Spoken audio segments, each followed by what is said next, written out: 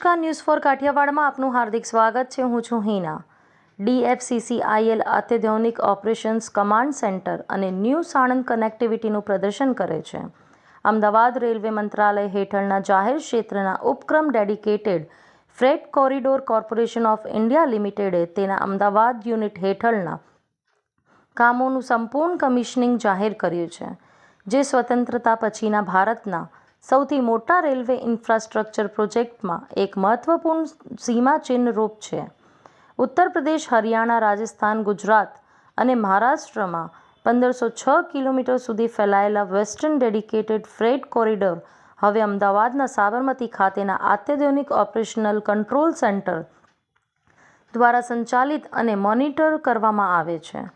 આ સુવિધા સમગ્ર પશ્ચિમ રૂટ માટે ઓપરેશનલ નર્વ સેન્ટર તરીકે સેવા આપે છે. 72 મીટર વર્ક વિડીયો વોલ સાથે, જે એશિયામાં તેના પ્રકારની સૌથી મોટી છે.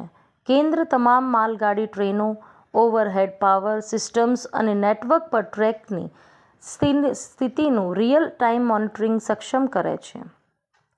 હોટ એક્સેલ ડિટેક્શન માટે ઓટોમેટેડ એલાર્મ્સ જેવી સંકલિત સલામતી સુવિધાઓ તાત્કાલિક કાર્યવાહી માટે પરવાનગી આપે છે. સુરક્ષિત માલગાડી કામગીરી સુનિશ્ચિત કરે છે. વેસ્ટર્ન ડેડિકેટેડ ફ્રેટ કોરિડોર ભારતમાં પહેલો એવો છે જે તેના સમગ્ર પટ પર માનવ સહિત લેવલ ક્રોસિંગ વિના કાર્યરત છે. Bureau report, Ranjit Singh Sindhav, Ahmedabad.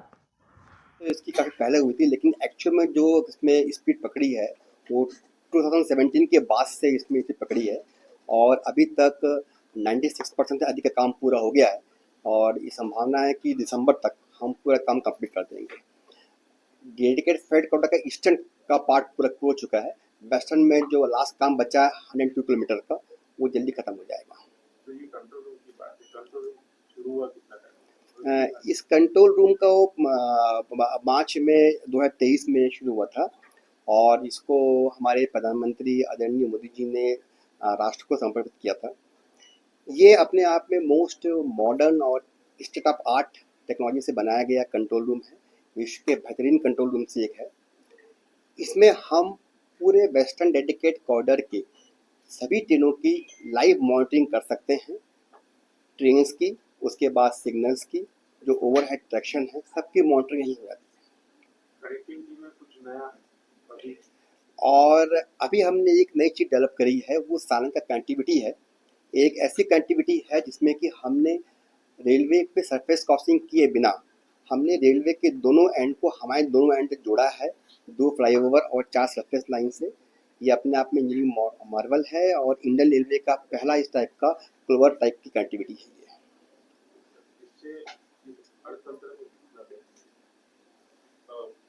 Economy में कितना फर्क पड़ेगा, कितना बेनिफिट? इसमें जो लॉजिस्टिक कॉस्ट को रिड्यूस करने की बात चल रही है और कम से कम 5 से लेके 6% जो टारगेट है लॉजिस्टिक कॉस्ट को कम करने का संभावना है. तो DCC के आने के बाद लॉजिस्टिक कॉस्ट कम होगी. सेकंड, इन्वायरमेंटल बहुत फ़ायदे होंगे इसके. और थर्ड, जो हम जो लोकल इंडस्ट्रीज़ हैं जिनके लिए हम टर्मिनल बना रहे हैं या PFT बना रहे हैं,